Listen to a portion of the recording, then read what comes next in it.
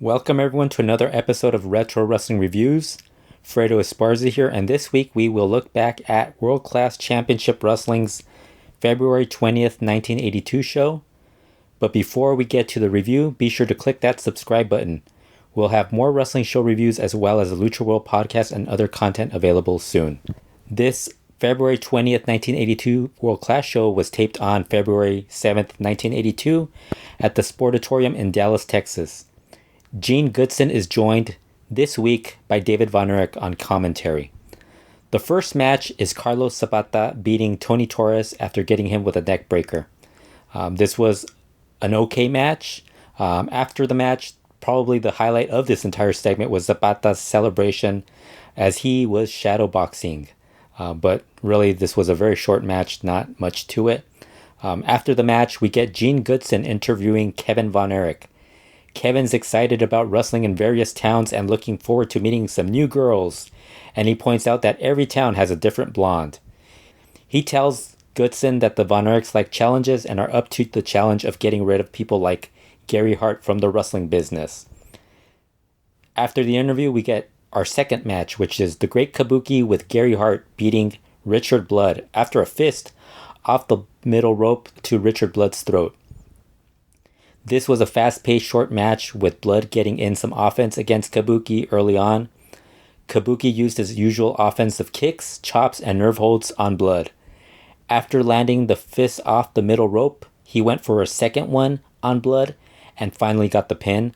Blood was then shown foaming from his mouth after being hit with the fist to the throat. The referee calls for a physician. He then comes out along with Alma to check on Blood. David Von Erich and Goodson do a great job of selling the injury. Ivan Potski and Bronco Lubick join the group checking in on Blood. That's then followed by a replay of the really good Kerry Von Erich versus the Great Kabuki match from the January 9th, 1982 episode. They actually show the entire match, so this takes up a long portion of this episode of World Class. And it's actually a good match. I'd recommend, instead of watching this episode, you're probably better off watching the January 9th, 1982 episode of this, with this match on it. Before the start of the next match, David Von Erich reports that Richard Blood suffered a fractured sternum in his match against the Great Kabuki and says Blood has been taken to the hospital. The third match on the show, well, the fourth match, but one of the matches being a replay, this would be the third match. Ivan Potski beats Jack Taylor with the Polish Hammer. This was a really, really short squash match. Potski did some posing and a little dance celebration after the match. He grabbed the mic and yelled out Polish Power, which got a good pop from the crowd. Really not much to this match other than it being very short and Potski getting the win. That is then followed by some interviews by Gene Goodson as he interviews Arman Hussein, Gary Hart, and the Great Kabuki.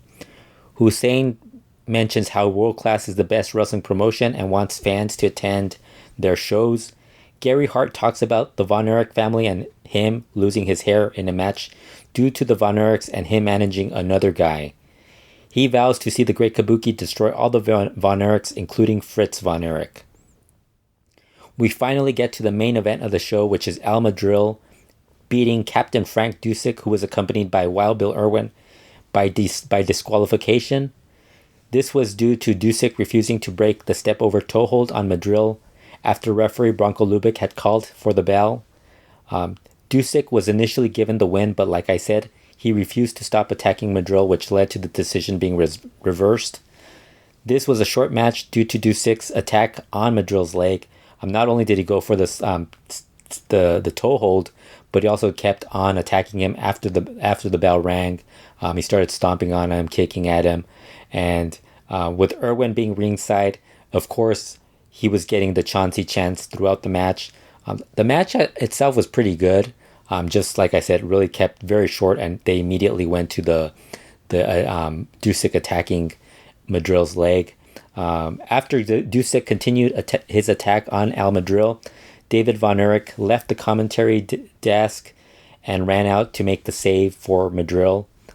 This show I thought was okay. If you hadn't seen the Kerry Von Erich versus Great Kabuki match that was replayed on this show, then you might have this show rated a little higher, probably in the good range, just because I don't think the other matches were particularly strong.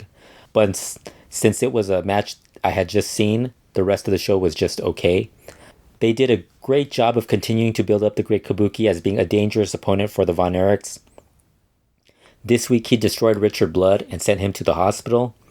Ivan Potski's match was kept very short, which was a good thing. The main event was okay, and it continued Madril's feud with both Dusset and Irwin.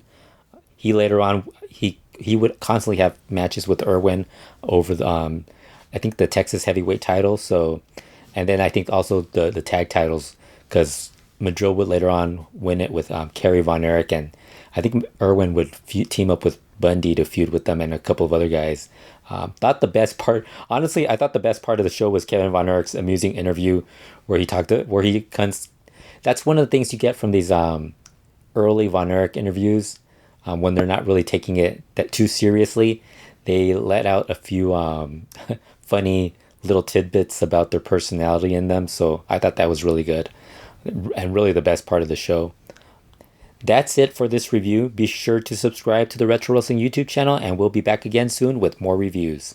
Take care, everyone.